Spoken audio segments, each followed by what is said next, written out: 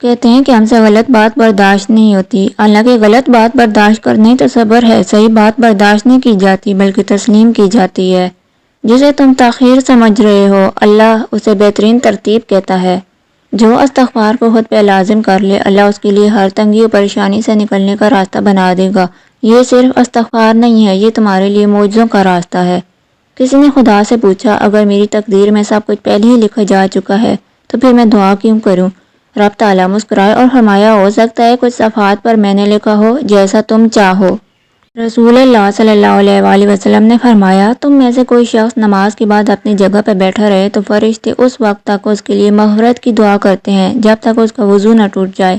فرشتے یہ دعا دیتے ہیں اے اللہ تو اس بندے کو معاف کر دے، اے اللہ تو اس بندے پہ رحم فرما۔ اپنی قدر بڑھانے کے 10 زبردست طریقے۔ دیر سے بلایا تو انکار کر دو، بلایا ہی نہیں تو مت جاؤ، بھلا دیا تو تم بھی بھول جاؤ، استعمال کیا انہیں اپنی زندگی سے نکال دو، نظر انداز کیا تو رشتہ توڑ دو، دھوکہ دیا تو معاف کرو اور آگے بڑھو، قدر نہ کی تو فاصلہ بنا لو، بے عزت کیا تو کامیابی سے جواب دو، بدتمیزی کی عزت کے ساتھ رخصت ہو جاؤ، کم سمجھا تو اپنے نتائج سے ثابت کرو۔ ممکن ہے میں غلط ہوں لیکن میرا تجربہ ہے مالی تنگی میں مبتلا انسان چاہے کتنا ہی قابل کیوں نہ ہو سب کے نزدیک بے قیمت ہوتا ہے۔ وضو کا پانی نہ پہنچیں، وضو کرنے کے بعد اپنے چہرے اور ہاتھوں کو کسی رومال یا تولیے سے صاف نہیں کرنا چاہیے۔ اگر کسی نے ایسا کر لیا یا کرتا ہے تو یہ حرام نہیں ہے اور نہ ہی کوئی گناہ ہے۔ درست یہ ہے کہ اگر چہرے سے پانی ٹپک رہا ہو تو اتنا پوچھ لیں کہ ٹپکنا بند ہو جائے۔ حدیث پاک میں ہے کہ وضو کرنے کے بعد ہمارے چہرے اور ہاتھوں پر جو پانی رہتا ہے یعنی جو تری رہتی ہے وہ قیامت کے دن ہماری نیکیوں والے پلڑے میں رکھا جائے گا۔ حضرت علی علیہ السلام فرماتے ہیں بیوقوف بنے رہو تعلقات مضبوط رہیں گے، جس دن غلط کو غلط کہنا شروع کر دیا تو اس دن تعلقات بھی ختم اور رابطے بھی ختم۔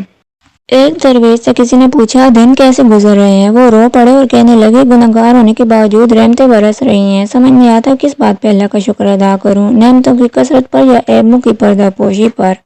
گندم کے دانے کا 2 حصوں میں تقسیم ہونا کہ ہمیں سبق دیتا ہے کہ جو رزق تمہارے رب نے تمہارے پاس پہنچا دیا ہے اس میں دوسروں کا بھی حصہ ہے۔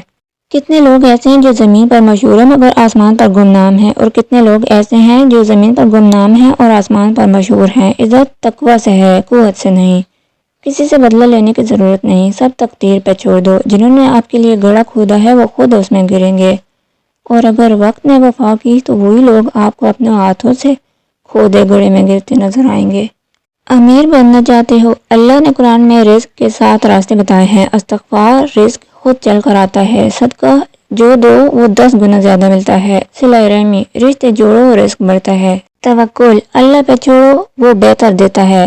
امیر لوگ یہ راز کبھی نہیں بتاتے۔ صبح فجر کے بعد سونا نہیں، کام شروع کرو، جو کماؤ اس کا 10واں حصہ صدقہ کرو، حرام کمائی سے بچو، برکت ختم ہو جاتی ہے، شکر ادا کرو اللہ اور دیتا ہے۔